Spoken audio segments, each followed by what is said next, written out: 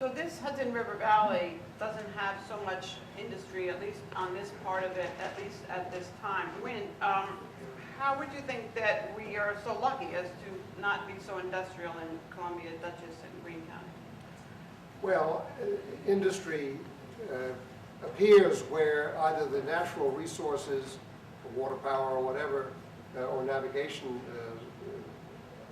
potential permits it, but also where the use areas. And we're just upriver from New York City, and so the cement plants, brick factories, ice houses, the steamboat, the railroad all came to the Hudson Valley in the 19th century.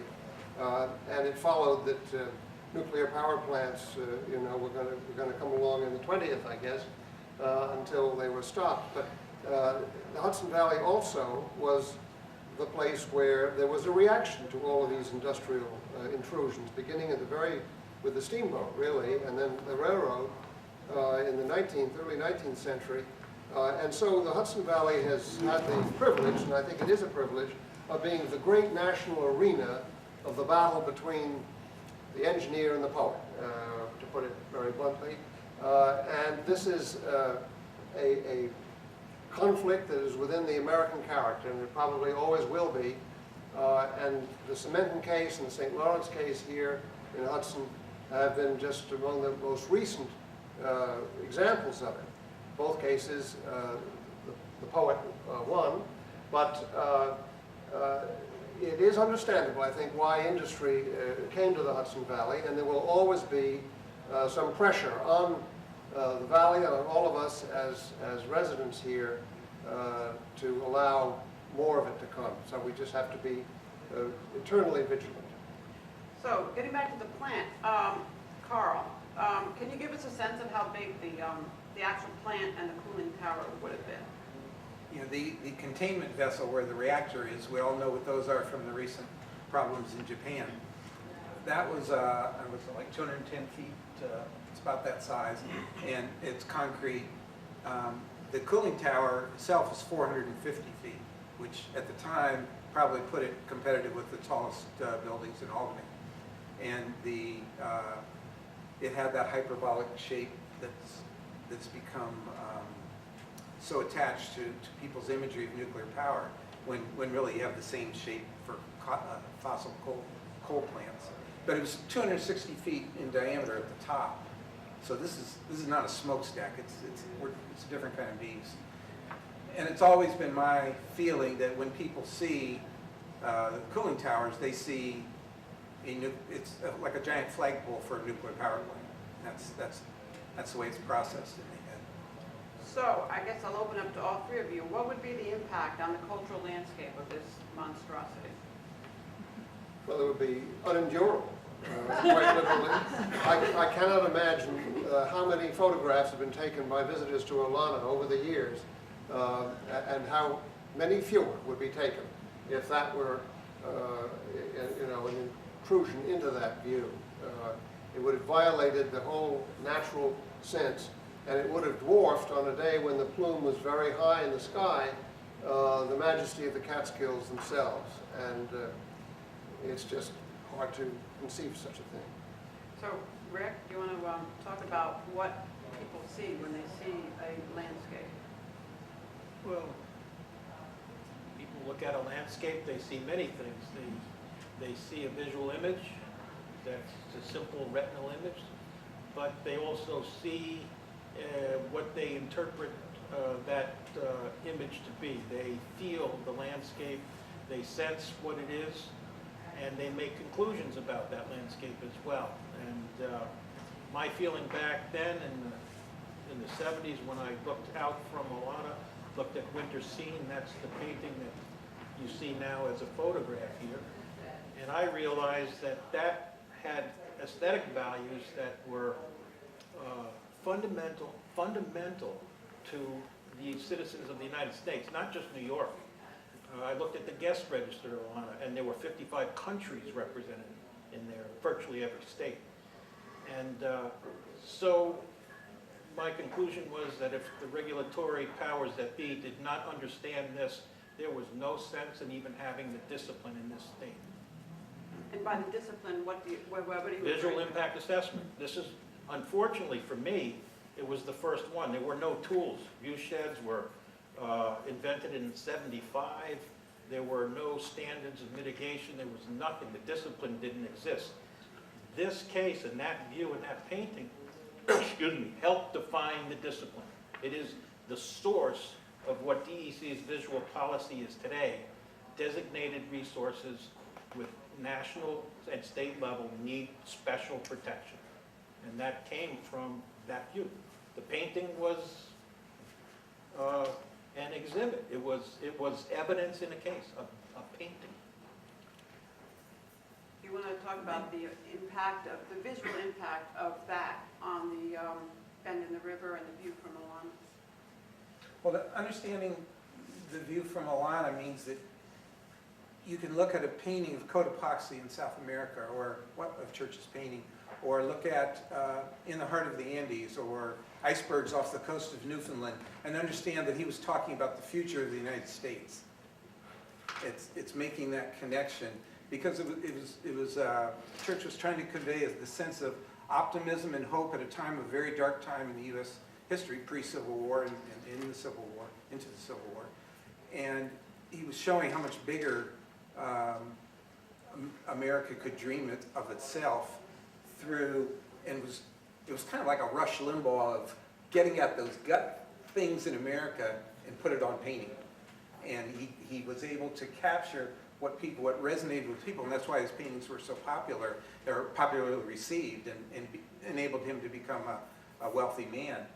So what losing that, we're not just talking about an artist's house, or particularly in what a lot of people thought was an eccentric artist, but it's somebody who fundamentally understood what resonated with what of the times, and so this is a window into those times, and fundamentally understood that there was a future that he could define for the people of America.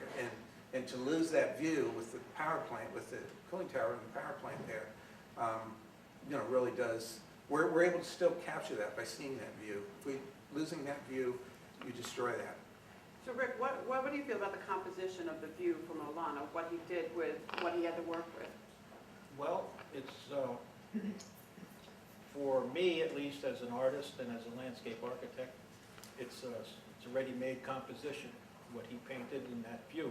It's a natural... oh no, sorry, I was going to say winter scene, but that's not it. That's close to it, but not quite. But it has the component parts of a good composition. It has rhythm, unity, balance, dominance, and variety. And so in its proper amounts, it's not chaotic, it's unified. It has everything that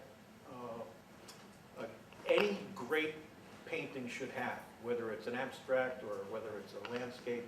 But it exists in nature that way, and Church recognized that, captured it for us. And I still recall that he painted or sketched that view 35 times. And what's extraordinary about the hearings, of course, is that painting, the winter scene that we keep trying to look at right before it disappears up there. But that painting was part of your testimony, and that you did testify about the 32 other paintings that Church had made of this very view. And it's extraordinary that that would actually have a role in where a power plant goes, in terms of thinking about it from the power plant's side. It never had, that was the first time that had been subject of a trial, the landscape painting. So Wynn, I think it's fair to say that you had strong feelings about the appearance of the plant, the tower, the plume. How did you first find out about it, and what's the initial evolution of your involvement? Well, in 1974, I became a member of the state government as an assistant to the then Commissioner of Environmental Conservation, Jim McGain. This was in the very brief and very ill-remembered governorship of Malcolm Wilson, who was Nelson Rockefeller's successor. And I went in to see McGain, some weeks later or months later, and said, I've been asked to become the president of the Hudson River Conservation Society. I think at the time I wasn't even a dues-paying member of the society. I don't remember that. And he said, oh, that's great. And I said, well, I just want to be sure that you're comfortable with that, Commissioner. And he said, well, why wouldn't I be? And I said,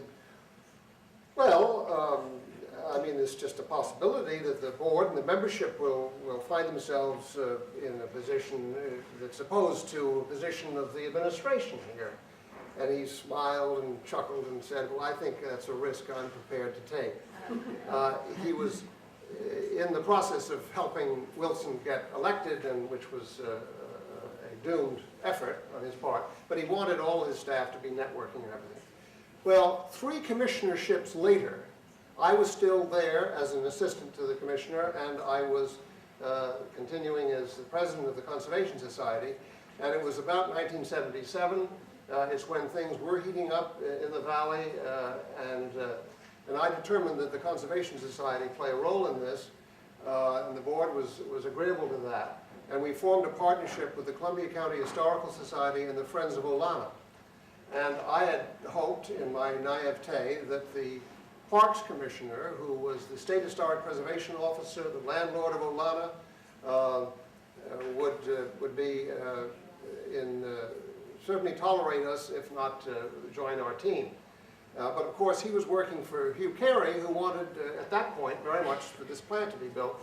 And so it took another year or so before State Parks came on board, and the Taconic State Park Commission was encouraged to do likewise. But just our 3 groups, working with the groups across the river who were led in part by Loretta. Certainly Loretta was a key activist in the effort there to speak to this issue of aesthetics and not just all the other negatives about the power plant. And Loretta and I went around and tried to figure out where houses would be impacted that are of historical importance and view sheds would be impacted, and began to pull together information and get registered districts on the National Register, and line up evidence that could be placed before the siting board by our wonderful counsel, Robert Stover, who has already been mentioned, now sadly dead, who was working pro bono for us. And in turn, we identified expert witnesses. Harvey Fladd's already been mentioned, who did a marvelous job. Alan Gussow, a poet and painter, and David Huntington from Michigan, the expert on church. And I think James Biddle, who was then president of the National Trust and had been the president of the Save Olana effort in the mid-60s, early 60s. So all of that testimony was assembled and was presented, and while we were doing that, we were, of course, in communication with the other environmental organizations.